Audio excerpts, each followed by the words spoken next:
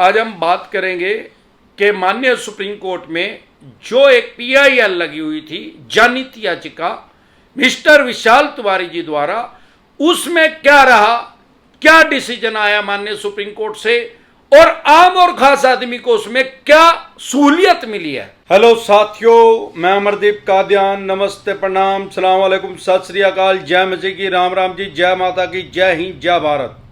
साथियों, आपका स्वागत है डिसेंट फैमिली में। साथियों, आज हम बात करेंगे कि आज माननीय सुप्रीम कोर्ट का फाइनल डिसीजन आ गया है। वो किस विषय पे आया है, क्या रहा उसमें फाइनल डिसीजन में, उसके बारे में हम बात करेंगे। साथियों, सबसे पहले माननीय सुप्रीम कोर्ट का जो डिसीजन आया है उसके बारे में अगर हम कानूनी प्रक्रिया को समझेंगे तो हमें ये जानने में बड़ी आसानी होगी कि ये जो फैसला है ये क्यों आया है। साथियों, जैसे कि आपने देखा होगा कि कोई भी हमारे देश में दो तरह के केस होते हैं, सिविल का, क्रिमिनल का, दीवानी का, फौजदारी का। तो ये जो केस लगा हुआ था, ये जो सुप्रीम कोर्ट के बहुत बड़े लॉयर हैं, वकील हैं, मिस्टर विशाल तिवारी जी, उन्होंने लगाया हुआ था। उन्होंने पहले भी लगाया था एक कि एनपीए पे रोक को बढ़ा दिया जाए, लेकिन वो माननीय सुप्रीम कोर्ट से लास्ट मंथ में वो रिजेक्ट हो गई थी। अभी क्या है, अगर कानूनी प्रक्रिया को हम समझेंगे, आपके किसी यार प्यारे रिश्तेदार का कोई केस चल रहा हो, अगर सिविल का केस होता है तो उसमें तो जूते घिस जाते हैं आदमी के, माननीय सुप्रीम कोर्ट तक जाते आते 50 साल तक भी लग सकते हैं, और 35 साल तक तो कम आज तक हमने कोई देखा ही नहीं केस। भाई क्या कारण है? क्योंकि हमारे देश में दीवानी के, सिविल के मुकदमे जो हैं वो 3 करोड़ से भी ज्यादा चले हुए हैं। अब कोर्ट की जो प्रक्रिया होती है, हमारे देश का कानून कहता क्या है?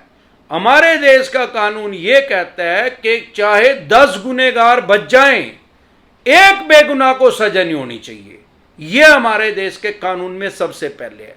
यही कारण है कि अजमल कसाब को भी 4 साल तक जिंदा रखा गया, सारी कानूनी प्रक्रिया होने के बाद ही उसको फांसी पे टांगा गया। हालांकि वो टेररिस्ट था, पाकिस्तानी था, सबको पता है। सरकार ने 50 करोड़ रुपए के से भी ज्यादा उसके ऊपर खर्चे। क्यों? क्योंकि यहां डेमोक्रेसी है, लोकतंत्र है, दुनिया का सबसे बड़ा। वो पाकिस्तानी था, लेकिन पाकिस्तान का कानून तो उसके ऊपर लागू नहीं हुआ ना, यहां आके उसने लोगों को हत्याएं की।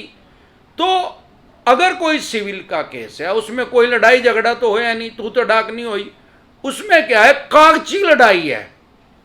अब जब सिविल का केस चलता है, पहले लोअर कोर्ट में चलेगा, फिर उससे बड़ी में चलेगा, फिर सेशन में चला जाएगा, फिर हाई कोर्ट में जाएगा, फिर माननीय सुप्रीम कोर्ट में जाएगा। अब आप ये समझे कि आप जिस भी जिले में, डिस्ट्रिक्ट में रहते हैं, अगर वहां कोई छोटा हॉस्पिटल है, सरकारी हॉस्पिटल है, वहां कितनी भीड़ होती है, और उससे बड़े में जाएंगे तो और भी ज्यादा। अब आप अपने मोहल्ले पड़ोस में किसी डिस्पेंसरी में जाएंगे तो वहां भीड़ होती है, सिविल हॉस्पिटल में जाएंगे अपने डिस्ट्रिक्ट के, और भी ज्यादा भीड़ होती है।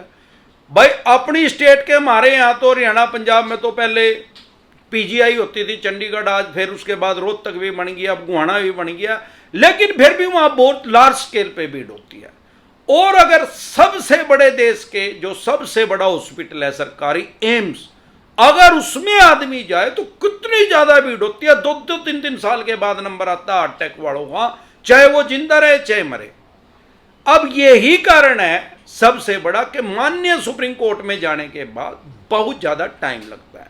यह तो क्योंकि विषय इतना गंभीर था, फिर भी टाइमली इसका हो गया। नहीं तो आप ये देखें कि जो राम जन्मभूमि बाबरी मस्जिद का केस था, कितना लंबा टाइम तक वो चलता रहा, अब जाके उसका डिसीजन आ गया। अब क्योंकि पिछले, आपने देखा होगा, पिछले साल से भी केस चला हुआ था, माननीय सुप्रीम कोर्ट में पीआईएल लगी हुई थी जनहित याचिका, और माननीय सुप्रीम कोर्ट ने इस पे रोक लगा रखी थी एनपीए पे। NPA means non performing asset.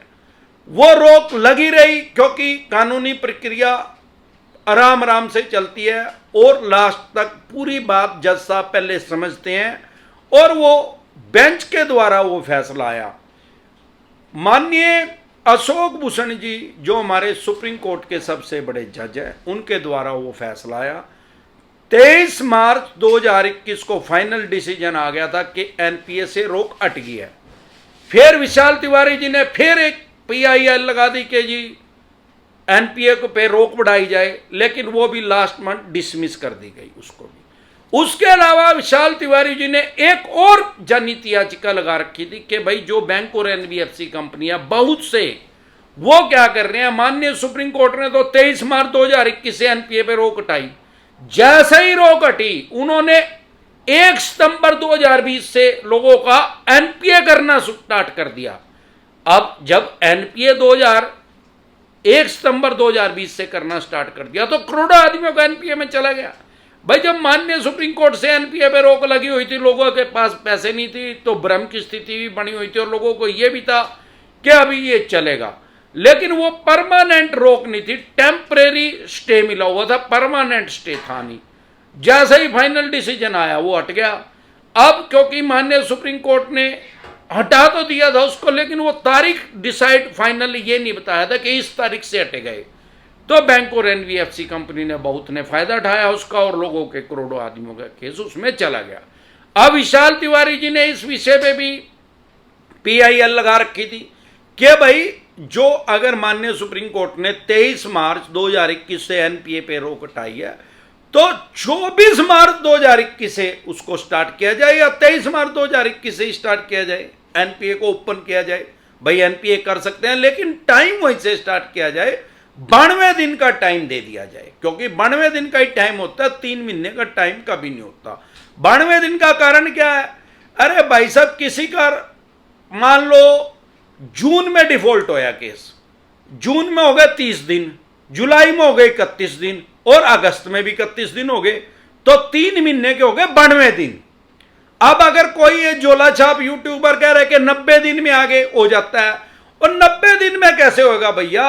उन 3 महीने में तो 92 दिन आवेंगे, और बहुत से 3 महीने में 91 दिन आवे, तो 90 दिन में तो हो ही नहीं सकता। 3 महीने जब तक पूरे नहीं होंगे, यही कारण है कि ये जो नियम है वो 92 दिन का है, 90 डेज का नहीं है। 92 डेज के बाद मान के चले 93 डे वाले दिन। तो अब जो याचिका इसी विषय पे लगी हुई थी कि इसको बढ़ा दिया जाए, वहां से स्टार्ट किया जाए और उसके बाद 92 दिन गिने जाएं, काउंट किए जाएं, बैंक या एनबीएफसी कंपनी को आदेश दिया जाए। लेकिन माननीय सुप्रीम कोर्ट ने इस याचिका को रिजेक्ट कर दिया है, यह कहते हुए कि ये तो जो है रिजर्व बैंक का काम है, रिजर्व बैंक देखेगा। एक बार हमने एनपीए पे रोक लगाती थी, अब इस पे रोक नहीं लगाई जाएगी। तो ये आज की डेट में रिजेक्ट हो चुका है। अब बैंक और एनबीएफसी कैसे काम कर रहे हैं वो लोगों को पता ही है, कब से कर रहे हैं। इसी तरह की या किसी भी तरह की कोई भी दिक्कत परेशानी आपके किसी भी यार प्यारे रिश्तेदार को आ रही है तो वो कमेंट कर सकते हैं। आपको कोई दिक्कत परेशानी आ रही है तो आप कमेंट कर सकते हैं। किसी भी विषय पे, किसी भी टॉपिक पे कोई भी एडवाइस लेने के लिए। जिंदा रहे तो बार बार मिलेंगे, नहीं तो हरिद्वार मिलेंगे। नमस्कार।